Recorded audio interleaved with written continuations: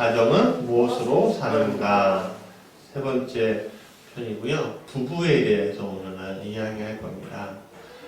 첫 편은 자녀에 대해서 얘기했고요. 두 번째는 부모에 대해서 얘기하겠고요. 세 번째는 부부에 대해서 얘기하고요. 내일은 가정에 대해서 이야기할 건데, 다음 주는 가정에 대해서 이야기할 건데, 제목은 함께 웃고 함께 울라라는 제목으로 하려고 합니다. 성경적인 좋은 부부가 무엇인지 하나님께서 깨닫게 하신 놀라운 역사가 있길 간절히 원합니다. 드디어 부부의 세계가 끝났답니다. 혹시 보신 분 있으세요? 아무도 없군요. 우리 교회는 그런 거 안 봐도 되죠. 사실 저도 한 번도 본 적이 없어요. 사실은 부부의 세계. 소재가 불륜이 소재가는데 우리하고 아무 상관이 없잖아요. 그렇죠? 아무도 상관이 없어요. 감사해요. 안 보신 게. 근데 인터넷에서 가끔씩 이제 유명하다고 해서 잠깐 이렇게 봤는데 좀 막장이긴 하더라고요. 내용을 보니까. 근데 이 불륜 소재이긴 하는데 여기에서 원하는 주제가 무엇인지에 대해서 잘 드러나 있더라고요. 이 부부의 세계라는 드라마가 말하고자 하는 바가 뭐냐라고 할 때 그 드라마는 부부간의 애증이 뭐냐라는 거예요. 애하고 증, 사랑과 전쟁이라고 하죠. 그런 말로 사랑과 전쟁 이 뭐냐라는 거예요.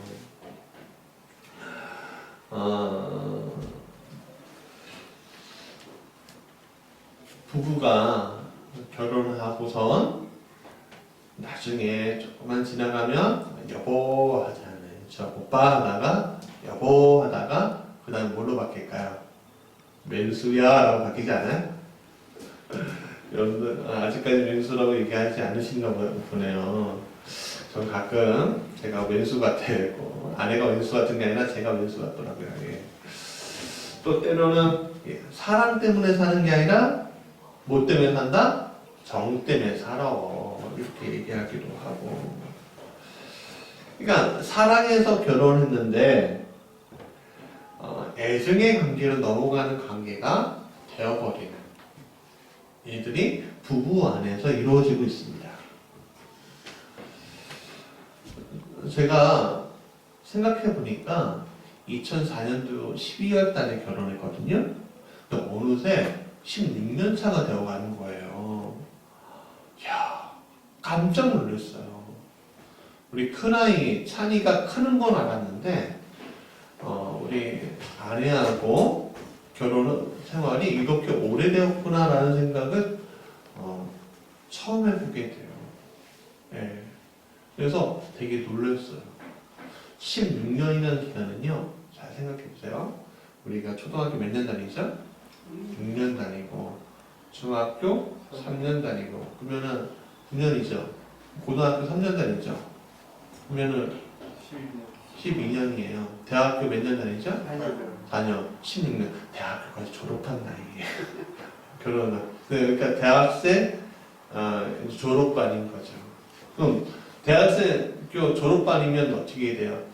전문가가 되어야 되겠죠. 전문가가 안 되면 또 대학원 과정 2년이나 3년 더 해야 돼요. 그렇죠? 한 20년, 유치원 기간까지 했고 한 20년 생활을 해야지 좀 알려나? 그런 생각을 좀 해보게 되더라고요. 사실은. 아직까지 잘 모르겠어요. 아직까지 잘 모르겠는데 부부에 대해서 이야기하려니까 너무 부끄러운 거예요. 왜 부끄럽냐면 제가 자녀들이 보기에 엄마 아빠는 너무 완벽해. 이렇게 말하지 않을 거라는 거 분명히 알고 있기 때문에 그래요.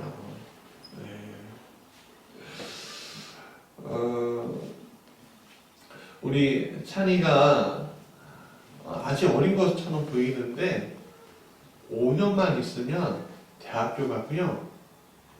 6년만 있으면 군대 가요. 믿어지십니까? 이런 일들이 안 믿어지잖아요. 그러니까 시간과 세월은 자기도 모르게 지나가는 거예요. 그러면 시간과 세월이 부부 안에서 지나가지만 그럼 그 안에 끈끈하게 만들어야 할 것들이 있어요. 끈끈하게 더 끈끈하게 만들어야 될 게 뭔지 아십니까? 정이에요, 사랑이에요. 사랑이에요, 사랑. 정 때문에 죽고 정 때문에 사는 게 아니라 사랑 때문에 죽고 사랑 때문에 살아야 하는 거죠, 사실은. 네. 정이란 건 뭐예요? 정은 그냥 마음적으로 이끌리는 무엇인가예요. 근데 사랑은요, 마음으로 이끌리는 게 아니라 영으로 이끌리는 거예요. 사랑이. 얼마 전에 김포시에서 하는 가족 심리검사를 우리 큰 자녀 둘과 우리 부부가 같이 했어요. 진로교육 차원에서 한 프로그램이었는데 MBTI 검사를 우리 아내하고 했는데 놀랍게도 놀라운 사실이 우리 두 사람에게 있더라고요. 뭐였냐면 저는 INFJ로 전형적인 성직자, 예술가 스타일이에요. 근데 제 아내는 ESTP로 했고요. 관리자 유형의 사람이에요. 근데 보니까 저하고 아무것도 만든 게 없는 거예요.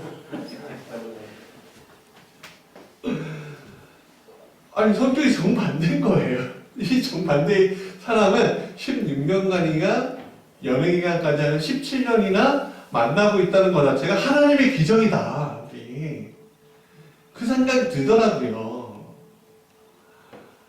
살면서 정말 많이 부딪혔어요, 사실은. 칼로 불베기 같은 일들도 굉장히 많았어요, 사실은. 근데 하나님의 은혜로 행복하게 살고 있다고 전 자부해요. 물론 싸우기도 하고 소리도 지르고 그런 일들도 있지만 저희 부부가 이렇게 행복하게 살 수 있는 이유 중에 가장 큰 이유가 뭔지 아십니까? 하나님의 은혜. 하나님의 은혜. 맞아요. 하나님의 은혜. 예.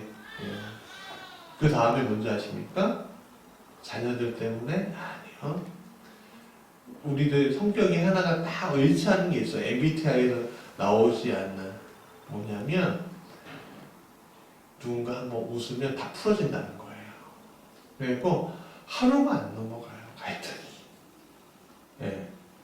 그냥 내가 죽던지 아내가 죽던지 하는데 제가 많이 죽어요. 참 감사해요. 제가 많이 죽어서. 제가 십자가를 사랑해요. 그래서 그래서 꼭 성격이 모든 것의 원인은 아니구나라는 생각을 저는 하게 돼요. 사실은. 세상에 부부 관련된 책들을 굉장히 많이 봅니다. 성경도 부부에 대한 이야기가 굉장히 많이 나와요. 특히 하나님과의 관계를 표현할 때 하나님은 남편으로 표현하고요. 부인을 인간, 우리를 그러니까 신부를 우리 인간, 교회로 표현합니다.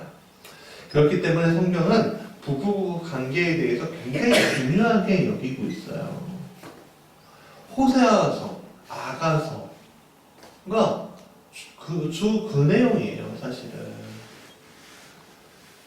세상에 많은 책들이 부부의 관계에 대해서 이야기하고요. 많은 사람들이 부부에 대한 이야기를 해요. 여러분 인터넷에 들어가면요. 놀라운 사실이 하나 있잖아요. 인터넷 게시판에 부부 상담의 이야기들을 막 해요.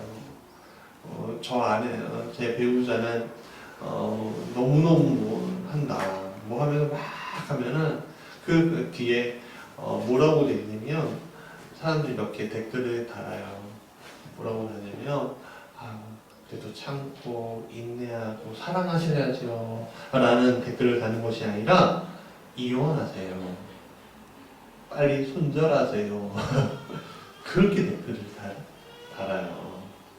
근데 놀랍게도 예전에 누군가 하는 이야기 들었는데 놀랍게도 그렇게 달고 친절하게 가이드해 주신 분들이 있는데 알고 보니까 강남의 이혼 전문 변호사다. 이혼 전문 변호사가 고용한 댓글로라는 거예요. 참 이상하죠. 근데 그렇게 돈을 버는 거예요. 그러니까 세상의 관점은 부부가 참고 인내하고 그래서 나오는 그런 사랑을 지지하는 것이 아니라 그 부부의 갈등을 이용해서 어떻게 하면 돈이라는 걸 벌까?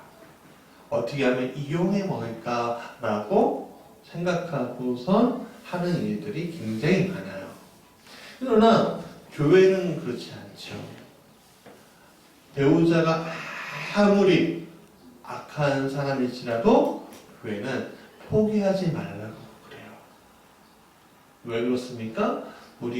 내가 하나님의 은혜, 엄청난 하나님의 은혜를 받았는데 저 사람이 하나님의 은혜를 모르기 때문에 은혜 받은 자가 은혜 없는 자에게 은혜를 나눠줘야 한다 라고 얘기하면서 만달란트 100데나리온 비유 아시죠?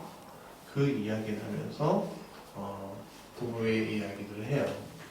그렇기 때문에 우리는 먼저 은혜 받은 자가 은혜 받지 못한 자를 더 사랑하도록 교회에서는 이야기해요.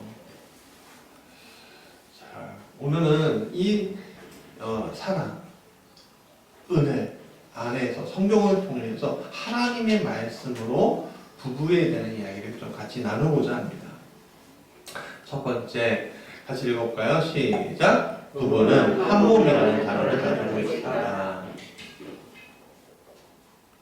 오늘 로마서 12장 15절 말씀은 그리스도의 생활, 그리스도인의 생활에 대한 이야기 중에 한 구절이기도 하는데 여기에서 우리는 함께라는 단어를 발견할 수가 있어요. 함께. 함께라는 단어를 가장 잘 어울리는 대상이 뭐예요? 바로 부부일 거예요. 창세기에는 함께라는 단어를 한 몸이라는 단어로 대신하고 있는 구절이 있는데 창세기 2장 24절 같이 읽어볼까요? 시작! 이러므로 남자가 부모를 떠나 그의 아내와 합하여 둘이 한 몸을 이룰지어다. 한 몸이 뭐예요? 함께 이라는 뜻이죠. 예. 모든 것을 같이 한다는 뜻을 가지고 있어요. 영광이 있을 때는 영광을 같이 누리고 고난이 있을 때는 고난도 같이 누린다라는 거예요. 우리나라 최고로 주의가 높은 사람이 누구예요? 대통령이에요. 그렇죠? 어떤 사람이 대통령이 되면 그 부인은 뭐라고 해요? 영분이라고 해요. 함부로 대할 수 있는 사람이에요? 못 대해요? 못 대하죠. 아니 대통령은 이 됐는데 배우자가 그 위치까지 올라가요. 네. 기업의 사장이 되면 아내 그 배우자를 뭐라고 합니까? 사모님이라고 얘기해요. 물론 그 거꾸로도 마찬가지예요. 그러니까 젠더 성을 이야기하는 건데 그러나 어려움 당할 때는 또 같이 어려움을 당하게 돼요.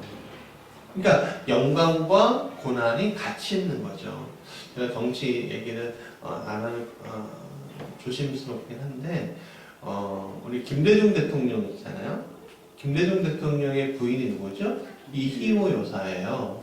이 이희호 여사가 작년에 돌아가셨는데 이 두 분이 민주화 운동의 동지였어요.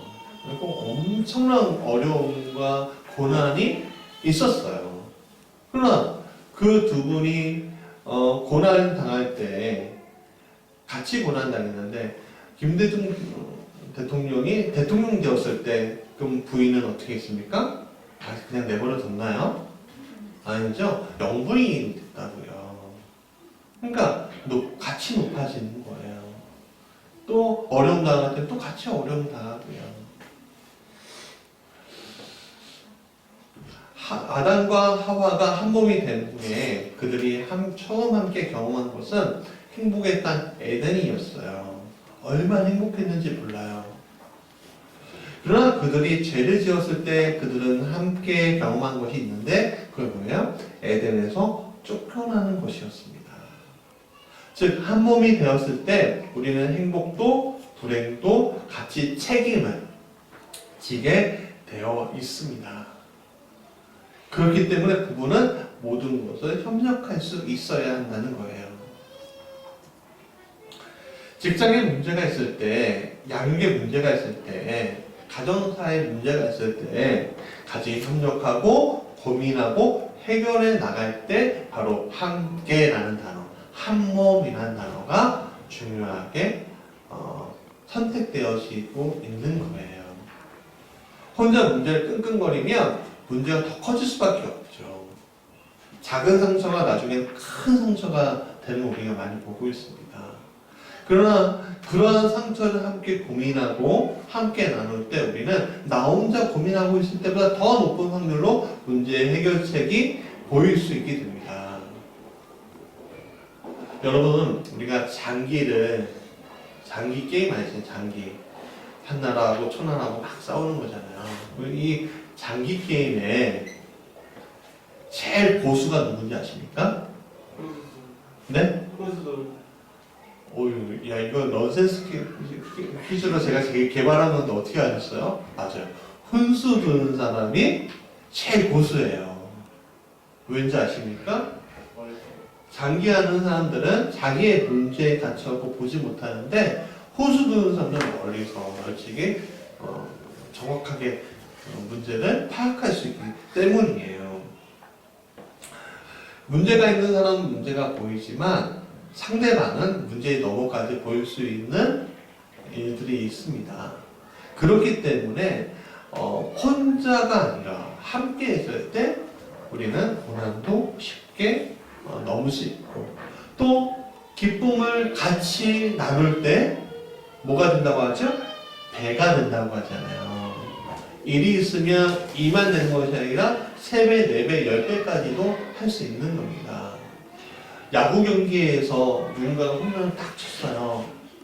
딱 쳤는데 아무도 환영하지 않으면 기뻐오지 않을까요? 결승타 쳤는데 다 한 바퀴 돌아가고 와 했는데 아무도 기뻐하지 않아요. 그러면은 멀쩡할까요? 근데 벤치에서 사람들이 다 몰려나와갖고 맞아요. 9회 말 투아웃 마지막 타석에는 홈런 쳐갖고 역전했을 때 사람들이 막 나와갖고 물 뿌리고 기뻐하고 할 때 이 사람 어떻게 할까요? 얼마나 기쁘겠어요. 그렇죠? 부부도 마찬가지입니다.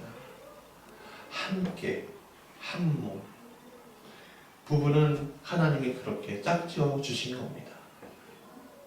그래서 모든 것을 나눌 준비가 되어 있어야 합니다.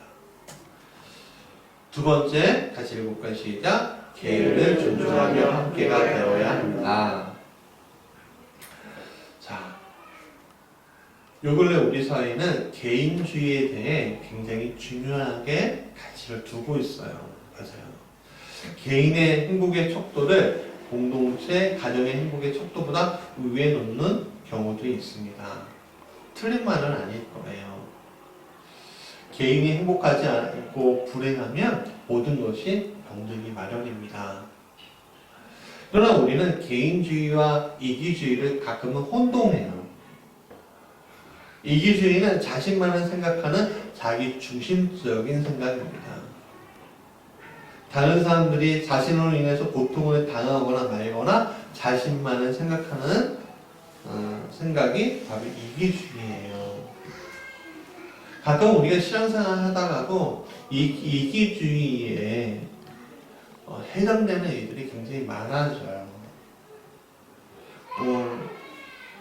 또 여러 가지 이 이기주의 때문에 고통받는 일들이 굉장히 많은데 코로나19 이번에 어떤 이태원의 클럽에서 발생한 문제가 생겼는데 다 이제 확진자가 0년, 0년 하다가 어떤 한 청년이 놀고 싶은 마음에 클럽에 갔다가 거기에 있는 사람들이 또 막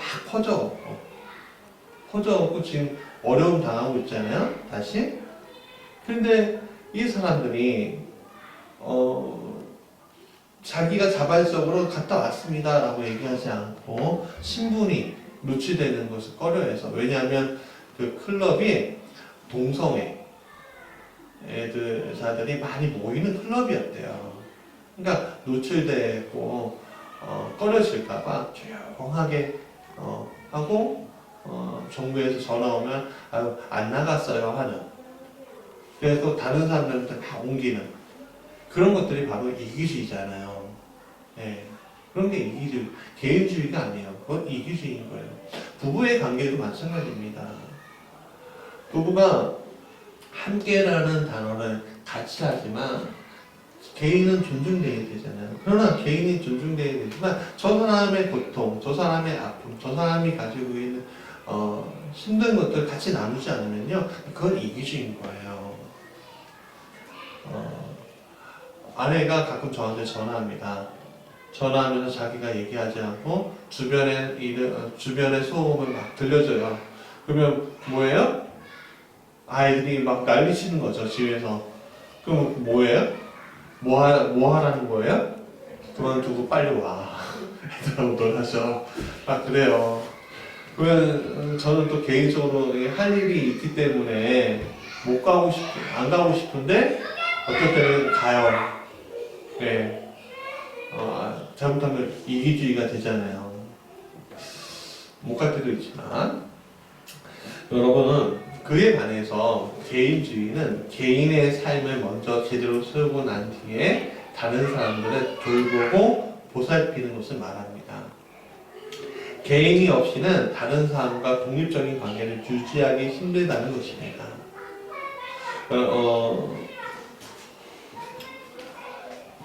자, 우리 하나님은 아담과 하와를 에덴으로 쫓아내었을 때에도 그의 삶의 역할을 좀 구분해 주셨어요. 우리 16절과 17절 같이 해볼까요? 시작. 또 여자에게 이르시되 내가 내게 임신하는 고통을 크게 더하리니 내가 수고하고 자식을 낳을 것이며 너는 남편을 원하고 남편 너는 다스릴 것이고, 아담에게 이르시되 내 하나님의 말을 듣고 내가 네게 먹지 말라 한 나무의 열매를 먹었은즉 나는 너로 말미암아 조소를 받고 너는 내 평생에 수고하여야 그 소산을 먹으리라. 오늘날의 성의 역할에 대한 부분들이 좀 많이 있는데, 대표적인 것들이 뭐냐면 섹스, 성, 네, 생물학적인 성하고 젠더, 사회적인 성의 역할들이 있어요. 근데 많은 성경을 보는 분들이 이 생물학적인 성에 대해서 역할 부분이 되어 있다고 생각하는데, 사실은 젠더, 사회학적인 성에 대한 부분들을 오늘날은 많이 해석이 되어 가고 있어요. 그러니까 이 본문을 볼 때 여자는 무조건 애를 낳고 양육해야 되고 남자는 무조건 일해야 되고 그런 게 아니에요. 그거 착각하시면 안 돼요. 근데 이제 보시면 중요한 것은 하나님은 하와에게 임신과 출산과 양육의 역할을 주셨고, 또 아담에게는 땅의 소산을 일구는 역할을 주셨다는 거예요. 그러니까 각자의 역할들을 주셨단 말이에요. 그리고 그 역할을 통해서 이 세상에서 서로 살아가라 라고 하신 거예요. 그러니까 오늘 우리에게 맡겨진 것들이 있어요. 하나님이 주신 것들을. 아내로서 맡겨진 역할들이 있고 또 이 사회에서 맡겨진 역할들이 있어요. 그 역할들에 대해서 우리는 최선을 다해서 할 준비가 되어 있어야 합니다. 네. 그러나 상대방이 지금 필요로 하고 또 상대방이 가지고 있는 어떤 어려움이나 상대방이 가지고 있는 필요에 우리는 또 어떻게 돼요? 응답할 줄 알아야 한다는 거예요. 개인주의는 내가 내 안에 있는 것들을 충실하게 잘하는 바탕 안에서 내 개인의 어느 정도의 행복의 추구권을 바탕 안에서 돌보는 것을 얘기해요.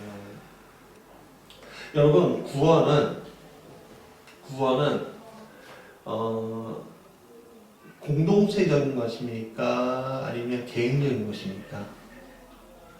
우리가 이렇게 다 무지개 교인들이 이렇게 있잖아요. 근데 하나님이 예수님이 딱 재림하셨어요. 딱 재림하셨을 때 여기에 모든 사람이 다 올라갈 줄 믿습니다. 저는. 그러나 어떨 때는 공동체가 다 많이 커지고 그럴 때 어떨 때는 어떤 분들은 올라가지 못하는 경우 있을까요? 없을까요? 있을 수밖에 없을 거예요. 사실은. 그러니까 공동체의 구원을 추구는 하지만 개인은 지극히 구원은 지극히 개인적인 거예요. 그래서 저 사람이 예수를 잘 믿는지 잘 믿지 않는지에 대한 것들은 내가 알아요? 하나님이 알아요? 구원은 하나님이 주시는 거예요. 교회가 주는 게 아니에요. 그렇죠? 그러니까 부부도 마찬가지예요. 부부도 같이 사랑하지만 어떤 사람은 구원받는 사람이 있는가 하면 어떤 배우자는 구원받지 못하고 사랑하는 게 있어요. 그러니까 지극히 구원은 개인적인 거예요. 그러나 그 구원은 나만 누리면 안 되기 때문에 내 배우자가 또 같이 누려야 되잖아요. 그렇죠? 그 구원은 전해야 할 의무가 우리에게 있어요, 없어요? 있는 거예요. 우리가 이 세상에 살 때에는 여보, 당신이라고 부르지만 하늘나라 갔을 때는 여보, 당신이라고 부릅니까? 안 부릅니까? 못 불러요. 못 부르는 게 아니라 안 불러요. 안 불러요. 오늘 아침에 우리 아내가 나한테 우리가 벌써 16년 됐어 하고 이제 이런 얘기하는데 올라가서는 뭐라고 하냐면 형제님 그럴 거라 해. 저한테 형제님 그럴 거예요. 아 진짜. 근데 어쩔 수 없어요. 그런 거예요. 사실 부부의 연은 여기까지만. 하늘에 올라가서는 우리가 형제 자매로서 하나님 안에서 서로 더 끈끈한 관계 살아갈 수 있겠죠. 그래서 이것은 하나님께서 부부에게 각자의 역할을 주심으로 온전한 한 가정을 이루어 가도록 만들어 가시는 한 과정인 거예요. 그래서 한 몸이 되기 위해서 각자의 역할을 충실히 하는 것은 굉장히 중요한 겁니다. 여러분 삼위일체 하나님도 마찬가지셨어요. 마찬가지예요. 그분들은 삼위 성부와 성자와 성령이시잖아요. 그렇죠? 그러니까 우리가 항상 성경을 볼 때 삼위일체적으로 봐야 돼요. 놓치지 마십시오. 삼위일체적으로 봐야 돼요. 그러니까 성부, 성자, 성령 각자이시기도 해요. 그러나 그분은 역할이 각기 다 다르지만 어떻게 한 몸이시잖아요. 일체. 예. 성부는 창조, 성자는 성취, 성령은 도우심의 인격을 가지고 있지만 한 몸으로서 각자의 역할을 존중하시면서 도우셔요. 그래서 하나인 거예요. 그걸 우리는 신비라고 얘기하죠. 우리 인간으로서는 할 수 없다. 그러나 그것을 가장 잘 구현하고 있는 게 뭐예요? 바로 가정이에요, 사실은. 가정. 그래서 이 하나님 삼위일체는 서로의 개성을 가지고선 인격을 가지고선 역할을 하시지만 서로에게 순종해 주셔요. 그래서 그 순종을 통해서 인간들에게 구원을 베풀어 주신 거예요.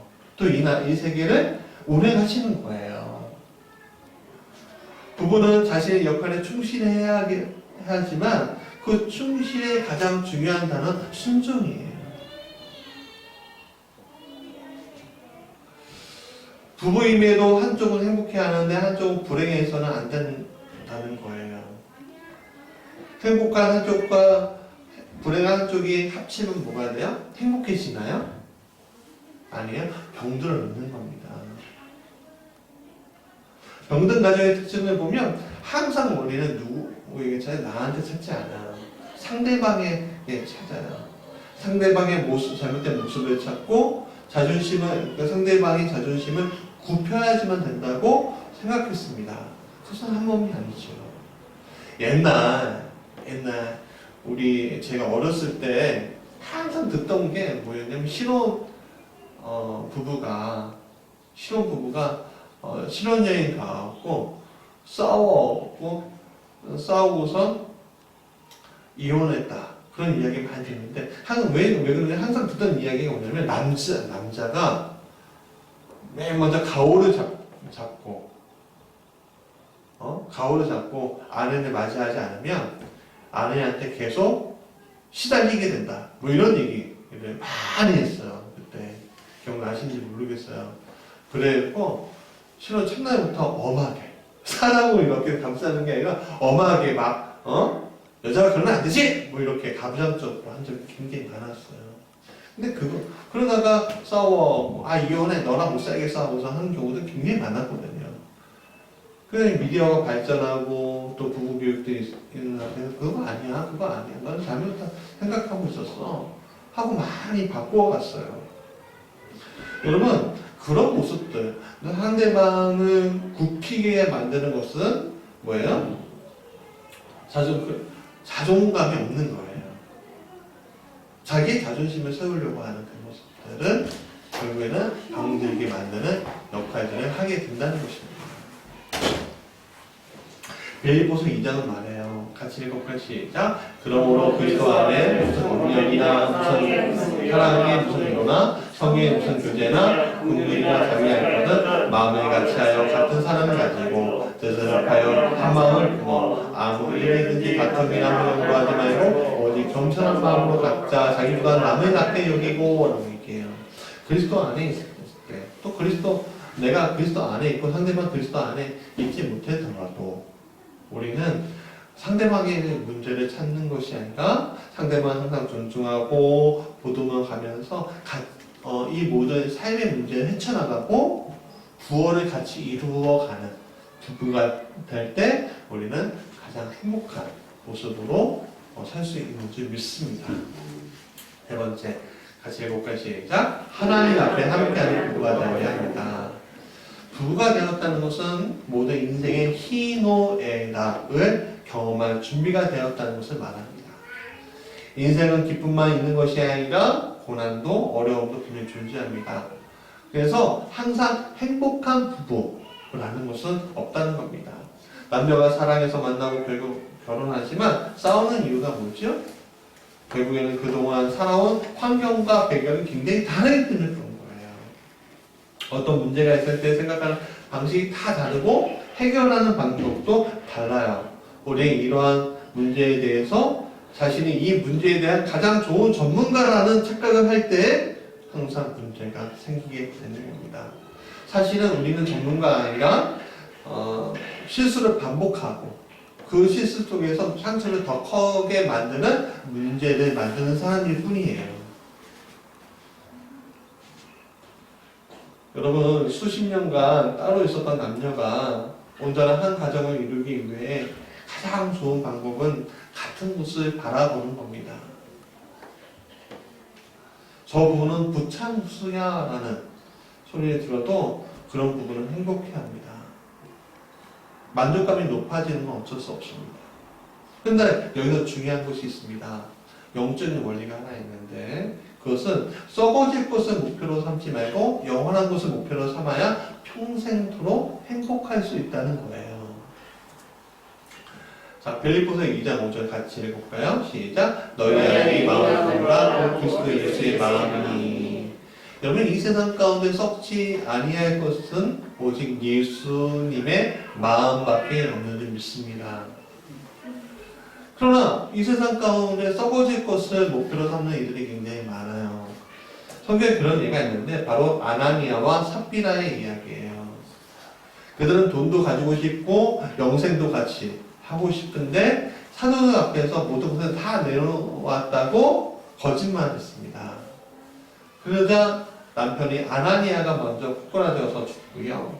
그 다음에 삽비라한테도 얘기하니까 그도 거짓말하고서 그 앞에서 거꾸로 죽는 일이 있습니다. 그들은 같은 곳을 바라봤어요. 그러나 썩어질 것을 바라보다가 같이 죽는 일이 있었다는 거예요. 여러분 썩어질 것이 뭐예요? 물질, 환경, 지위 뭐 이런 거잖아요. 번제 이런 거잖아요. 여러분 어떤 젊은 남녀가 만나서 좋은 차가 있어야 되고 좋은 집이 있어야 되고 뭐가 있어야 되고 막 그렇게 요즘에 만혼, 그러니까 홍기가 차고 결혼하는 이유가 가장 대표적인 거예요. 경제력에 대한 문제잖아요. 상대방이 경제력에 문제가 있으면 결혼 안 하는 거예요. 네, 사랑해도 결혼 안 해요. 그러니까 근데 그런 것들이 이유로 해서 결혼할 때 그 결혼이 행복할까요? 행복할 수 있어요. 일시적으로. 그러나 그 행복의 원인은 삭제가 될 때 그 가정은 깨지기 마련이에요, 사실. 그래서 여러분, 많은 부부가 성격 차이로 이혼한다고 하지만 가장 큰 차이는 뭔지 아십니까? 경제력의 차이예요. 경제력 때문에 이혼하는 경우들이 더 많아요, 사실은. 부끄러워서 성격이라고 얘기하지 사실은 경제력의 이유가 더 많다고 하더라고요. 그에 비해서 영원한 것을 목표로 삼았던 부부가 있어요. 바로 아굴라하고 브리스길라라는 부부예요. 그들은 굉장히 귀한 부부로 성경에 나와요. 아굴라는 유대 태생이었고요. 브리스길라는 로마 명문가 태생의 여인이었어요. 사도 바울의 전도를 받아서 그리스도인이 된 이 부부는 성경에서 굉장히 여러 번 나오는데 놀랍게도 따로 언급되지 않아요. 아굴라에게 말하게, 브리스길라에게 말하게 그렇게 하냐고 아굴라와 브리스길라에게 말하게 안부를 전해다오 이런 식의 이야기들이 많이 나와요. 함께 하는 거죠. 이 부부는 자신의 직업을 충실하게 하면서 공동으로 하나님의 전하는 공동사역을 하는데 굉장히 교회 모범이 되었어요. 지금 이 두 부부가 아볼로라는 사람에게 예수님의 도를 가르치는 거예요. 지금 이 그림은. 여러분, 썩어지지 않을 것을 같이 바라볼 때 우리에게 유익이 얼마나 큰지 모릅니다. 보이는 것, 썩어질 것에는 유혹이 따르지만 썩어지지 않은 영원한 것은 보이지 않기 때문에 싸우지 않습니다. 여러분, 재산 때문에 싸운다는 이야기 들어보셨지만 하나님을 더 잘 섬기려고 싸운다는 이야기 들어보셨어요? 안 들어보셨죠? 네. 인간은 하나님 앞에 있을 때 죄가 사라집니다. 하나님 없는 부부의 삶은 인간적인 조건이 사라지면 애증으로 바뀌지만 그리고 심하면 헤어지지만 하나님과 함께한 부부는 어떤 고난도 아픔이 올지라도 함께 헤쳐나갈 수 있으며 이길 수 있고 결국에는 승리하게 될 것을 저는 믿습니다. 그 수많은 부부가 그렇게 살아오고 있어요. 자, 말씀의 결론이에요. 찬송가 235장 여기의 제목은 보아라 즐거운 우리 집이라는 가사예요. 거기에서 우리 집은 천국을 말합니다. 그러나 그 집이 불행하고 어두운 집이 되면 어떻습니까? 우리 집에 들어가고 싶지 않을 거예요, 사실은. 그러면 우리 집을 천국으로 만들려면 누구의 노력이 필요해요? 부부의 노력이 필요한 거예요. 아내의 절대적인 노력으로, 남편의 절대적인 헌신으로 가정이 천국이 되지 않습니다. 또 자녀들이 천국을 만드는 것이 아니에요. 아무리 돈이 많다고 해도 천국은 만들어지는 것이 아닙니다.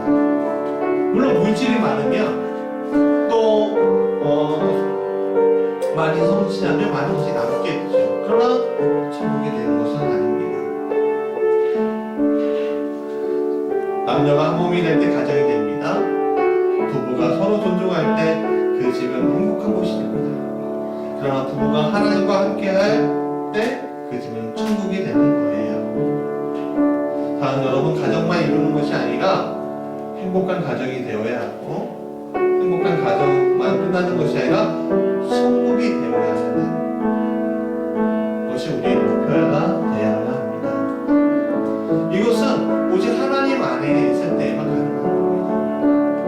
영원한 곳에 영원하신 하나님의 기대를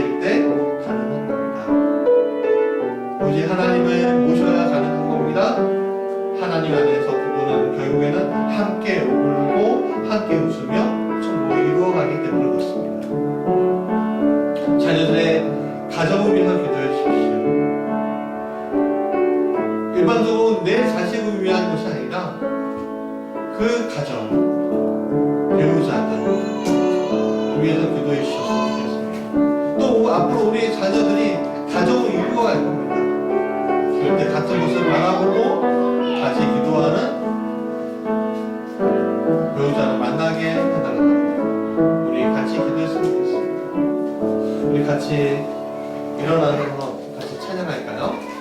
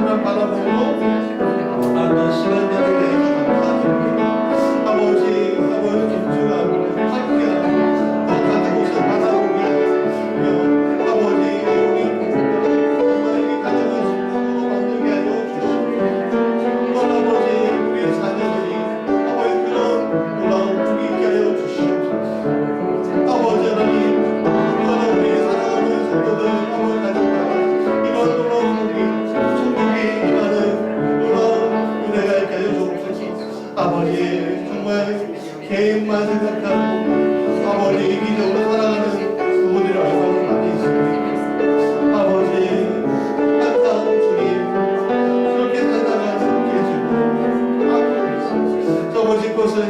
사는 인생이 아니라 영원한 것을 취하는 인생 되게 하여 주시고 아버지 옆에 있는 배우자에게 하나님께서 축복하여 주시고 또 아버지 하나님 함께 하게 하여 주옵소서. 예수님 이름으로 기도합니다. 아멘. 환송사 선포합니다.